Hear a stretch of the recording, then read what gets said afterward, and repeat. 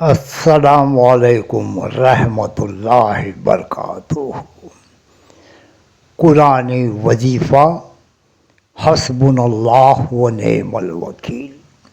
حدیث ہے، یہ پہلی حدیث بخاری شریف کی ہے، اس کا نمبر ہے 4563 اور اس کے راوی ہیں حضرت عبداللہ ابن عباس رضی اللہ تعالیٰ عنہ۔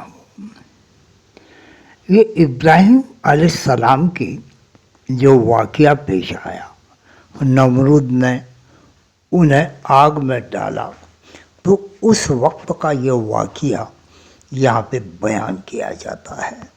حضرت ابراہیم نے اس وقت جو بت پوجے جاتے تھے ان کے بارے میں کہا۔ حضرت ابراہیم نے فرمایا، ایسے معبودوں کی پوجا سے کیا ملتا ہے؟ جو ان بے زبانوں کو پوجے وہ بڑا ہی جاہل ہے۔ ان کا یہ بیان سن کر اس سے بہت سے لوگ مسلمان ہوئے اور بہت سے ایمان لائے۔ نمرود نے جب یہ معاملہ دیکھا تو حکم دیا کہ ابراہیم کو قید کیا جائے۔ کافروں نے کہا کہ ابراہیم کو آگ میں جلاؤ، اسی طرح سے ہمارا غصہ ٹھنڈا ہو سکتا ہے۔ کوہ کے دامن میں 160 گز کا مکان بنایا، ملک کی لکڑیوں کو جمع کر کے اس میں آگ لگائی۔ آگ کے شعلے اتنے بلند ہوئے کہ اوپر سے پرندے بھی اڑنے کی ہمت نہ کر سکتے تھے، نہ کوئی آدمی اس کے نزدیک جا سکتا تھا کہ حضرت ابراہیم کو آگ میں لے جا کر ڈالے۔ پھر سب کافر حیران ہوئے اور ان کو آگ میں ڈالنے کی تدبیریں سوچنے لگے۔ پھر وہاں شیطان آ گیا۔ شیطان نے سجھایا کہ ایک فلاں خان بناؤ اور 2-3 کھمبے کھڑے کرو، جھولے کی طرح جھلا کر ابراہیم کو آگ میں ڈال دو اور اس طرح اپنے ارمان پورے کرو۔ حضرت ابراہیم کو طوق اور زنجیر میں باندھ کر فلاں خان پر بٹھایا گیا تو آسمان اور زمین کے فرشتوں نے رو کر فریاد کی کہ اے خداوند تعالیٰ، تیرے خلیل کے ساتھ یہ کیسا معاملہ کرتے ہیں؟ ہم اس ظلم کو دیکھ کر بہت رنجیدہ ہیں۔ ہمیں اجازت ہو تو انہیں ہم ابھی چھڑا لیں اور اس طرح تیرا دوست دشمنوں سے بچ جائے گا۔ اللہ کی طرف سے حکم ہوا، اگر ابراہیم تم سے مدد چاہے تو بہت بہتر ہے، تم جا کر اس کا ساتھ دو۔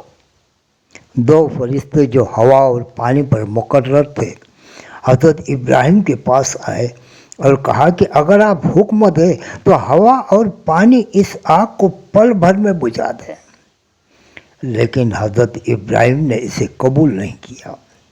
ان کی حالت دیکھ کر فرشتے بہت رنجیدہ ہوئے۔ جب حضرت ابراہیم فلاں خان سے باہر ہوئے، جبریل امین فوراً فضا سے حاضر ہوئے اور کہا کہ ضرورت ہو تو کہو، میں اس آگ سے ان کافروں کو جلا سکتا ہوں اور تمہیں ان شعلوں سے بچا لوں گا۔ حضرت ابراہیم نے کہا، مجھے تم سے کچھ کام نہیں، جو خدا کی مرضی ہے وہ پوری ہو کر رہے گی۔ جبریل نے کہا، پھر خدا ہی سے سوال کرو اور اپنی مصیبت اس سے بیان کرو۔ حضرت ابراہیم نے فرمایا کہ وہ خدا جانتا ہے، میرے کہنے سے کیا حاصل۔ اس طرح جب خدائے بے نیاز نے دیکھا کہ ابراہیم توکل کی راہ میں قائم ہو تو فرمایا، یا نار کونی بردا و سلاما علی ابراہیم۔ اس کا ترجمہ ہے، اے آگ تو ابراہیم کے لیے ٹھنڈی ہو جا اور سلامتی بن جا۔ حضرت ابن عباس نقل کرتے ہیں کہ کلام الہی میں لفظ سلام نہ ہوتا تو مارے ٹھنڈک کے ابراہیم کو چین نہ ملتا۔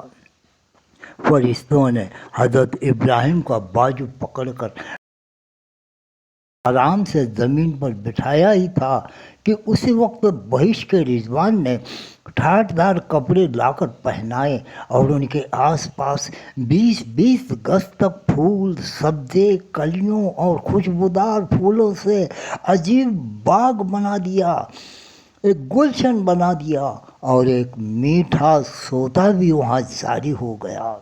हज़रत इब्राहिम पर अल्लाह का बड़ा फजल हुआ कि लजीज खाना सुबह शाम पहुँचाया करें ताकि मेरा प्यारा खुशी और बेफिक्री के साथ खाए। दूसरी हदीस है ये बुखारी शरीफ की, उसका नंबर है 2618।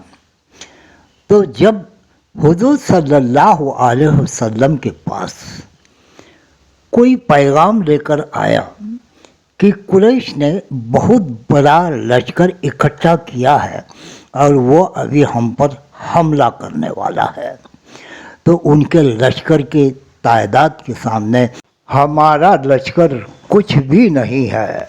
तो उस वक्त हुजूर सल्लल्लाहु अलैहि वसल्लम ने फरमाया, कालू हस्बुनल्लाहु व निअमल वकील अल्लाहु तवक्कलना, हमको अल्लाह काफ़ी है और वह बहुत अच्छा कारसाज है और अल्लाह पर हमारा भरोसा है।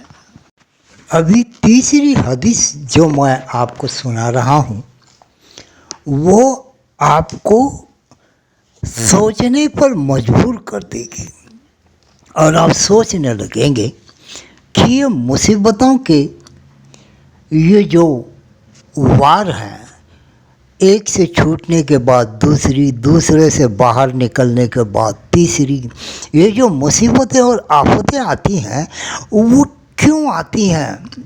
आइए अब मैं आपको जो हदीस सुनाने वाला हूँ बुखारी शरीफ से है।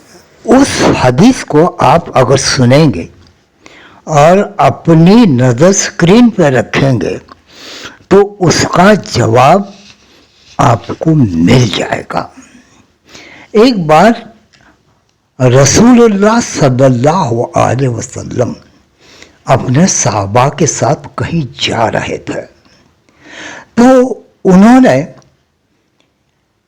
रास्ते में एक टहनी उठाई और मुरब्बा यानी 4 लकीरों वाली शक्ल बनाई, जिसे इंग्लिश में स्क्वायर कहते हैं। 4 बाजू रहते हैं उसको, जैसा कि अभी आप स्क्रीन में देख रहे हैं। फिर उस मुरब्बा शक्ल में एक दूसरी लकीर खींची जो इस मुरब्बा से बाहर निकल गई। फिर उस मुरब्बा शक्ल के अंदर छोटी छोटी लकीरें बनाई जिसकी सूरत उलमा ने मुख्तलिफ लिखी हैं, उनमें से एक यहाँ पे बताई जा रही है। इसके बाद नबी करीम सल्लल्लाहु अलैहि वसल्लम ने इरशाद फरमाया, यह दरमियानी लकीर तो आदमी है, जो आदमी अभी आपको स्क्रीन पे दिखाई दे रहा है, और जो मुरब्बा यानी जो स्क्वायर लकीर है उसको चारों तरफ से घेर रही है। ये घेरने वाली जो लकीर है वह उसकी मौत है कि आदमी उससे निकल ही नहीं सकता, और जो लकीर बाहर निकल रही है वो उसकी उम्मीदें हैं कि वे उसके जिंदगी से भी आगे हैं। गौर करने की बात है कि इंसान जब उम्मीदें लगाता है और कुछ करने की सोचता है तो अपने हयात के आगे की भी सोचता है। ये यहाँ पे दिखाया गया है। और ये छोटी छोटी लकीरें उसकी बीमारियां और हादसे हैं। हर छोटी लकीर एक आफत है। अगर एक से बच जाए तो दूसरी पकड़ लेती है, اگر اس سے جان چھوٹ جائے تو دوسری آفت آپ پکڑتی ہے. یہ بخاری شریف کی حدیث ہے. ابھی یہ جو مصیبتوں کا سلسلہ ہے یہ تو رکنے والا نہیں ہے، اور اللہ تبارک و تعالی ہر ایک شخص کے اوپر اس کے طاقت سے زیادہ بوجھ نہیں ڈالتا. یہ بھی پتھر کی لکیر ہے.